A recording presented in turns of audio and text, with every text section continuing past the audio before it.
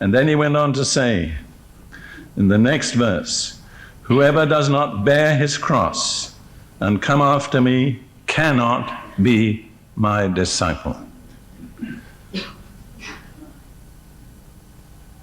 I've heard two definitions of the cross, which I think are worth mentioning. One is the cross in your life is where God's will and your will cross.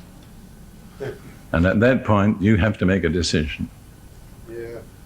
The other definition of the cross is the place where you die. It's voluntary. You don't have to take it up. But if you take it up, it'll be the place on which you die.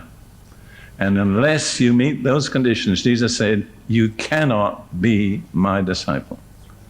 A lot of people have interpreted it, it's hard, but you may be able to. No, it's not. It's impossible to be disciples of Jesus and let anyone or anything take the place in your life which he claims. He is jealous. He will not share that position with any other person or thing. And then in verse 33 of the same chapter, he says, so likewise, whoever of you does not forsake all that he has cannot be my disciple. Not, may not, or will find it difficult, but cannot. In all those three passages, Jesus says explicitly, cannot be my disciple. In other words, if there's anything that you're holding on to that you will not let go for the sake of Jesus, you cannot be his disciple. Yep. That doesn't mean necessarily that you have to take all your possessions and give them to the poor. That's one requirement that Jesus made of one person. We'll look at it in a moment. But what it means is anything in your life that is more important to you than obeying Jesus, you have to let go. And I'll just give you a little illustration from my own life. God saved me in the British Army in Yorkshire in 1941. I always thank God for the people of Yorkshire. If there are any here, God bless you. They showed kindness to a poor, hungry soldier, took me into their home, and introduced me to Jesus. Hallelujah. Then I was in the army for 4.5 years in the Middle East, in North Africa, and then in Palestine. At that time, God called me specifically to serve him in Palestine. When the time came for my discharge from the army, the British Army owed me a passage back to England. It was my right. I was making preparations to go, and God gave me, I don't know whether he does it with you, but he gave me a tongue and an interpretation.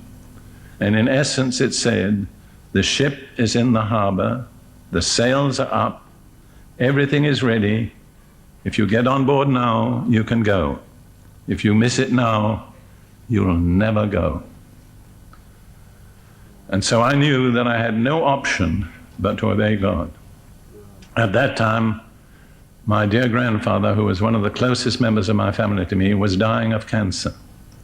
I was his only grandson. He longed to see me, and I longed to see him. But I had to say no.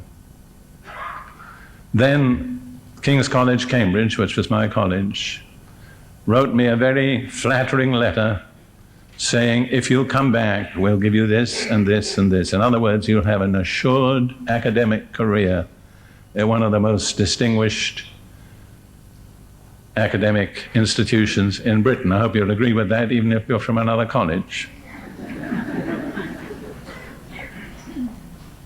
I had to write back. I was not tactful. I wouldn't do it again, but I said, I can't come. I've become a Christian.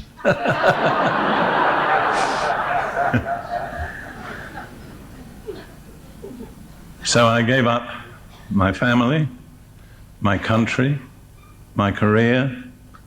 And then when we had to buy a house in order to save our lives, and I can't go into the details, I gave up my life savings.